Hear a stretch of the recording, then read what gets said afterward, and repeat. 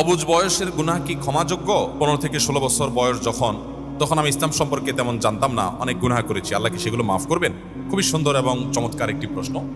আমাদের অনেকে আমরা ছেলেবেলায় অর্থাৎ ছোট থাকতে কিশোর বয়সে আমরা অনেক অন্যায় করেছি। অনেকে মা বাবার সাথে বেয়াদবি করে ফেলেন, তখনও সেই সেন্স তারা আসে না যে মা বাবা কি।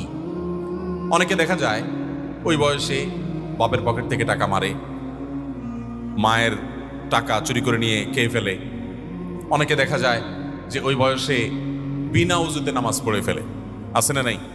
বাংলাদেশের প্রথম সারির একজন ব্যবসায়ীর সন্তান আমাকে গত 2-3 দিন আগে এক সাক্ষাতে, এক মিটিংয়ে উনি বলছিলেন যে ভাই, আমার আব্বা জান নামাজের ব্যাপারে এই পরিমাণ কড়াকড়ি করতেন যে আমাদের ভাইদেরকে এত জবরদস্তি করতেন নামাজের জন্য, এত প্রেশার দিতেন যে কোনো কোনো ভাই বিনা উজুতে নামাজ পড়তো শুধু বাপের মায়ের ভয়ে।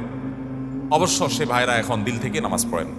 যাই হোক, তো ছোটবেলায় আমরা অনেক এরকম অনেক উল্টাপাল্টা করি। বিনা উজুতে নামাজ পড়া, বিনা উজুতে কোরআন শরীফ পড়া, মায়ের ভয়ে, বাপের ভয়ে, উস্তাজের ভয়ে, এরকম অনেক উল্টাপাল্টা আমাদের দ্বারা হয়েছে। যদি এটা প্রাপ্তবয়স্ক হওয়ার আগে হয়, প্রাপ্তবয়স্ক হওয়ার, বালেগ হওয়ার আগে হয়, ছেলেরা স্বপ্নদোষ শুরু হলে বালেগ হয়, মেয়েরা মাসিক শুরু হলে বালেগ হয়। যদি মাসিক স্বপ্নদোষ হতে দেরি হয় তাহলে তার সর্বোচ্চ লিমিট আছে যে 15-র নিচে আর কেউ নাবালেগ থাকে না, 15-র পরে আর কেউ নাবালেগ থাকে না। তো বালেগ হওয়ার আগে যদি আপনার এরকম ভুলভাল হয় তাহলে সেগুলো মাফ, সেগুলোর জন্য কোনো জবাবদিহি করা লাগবে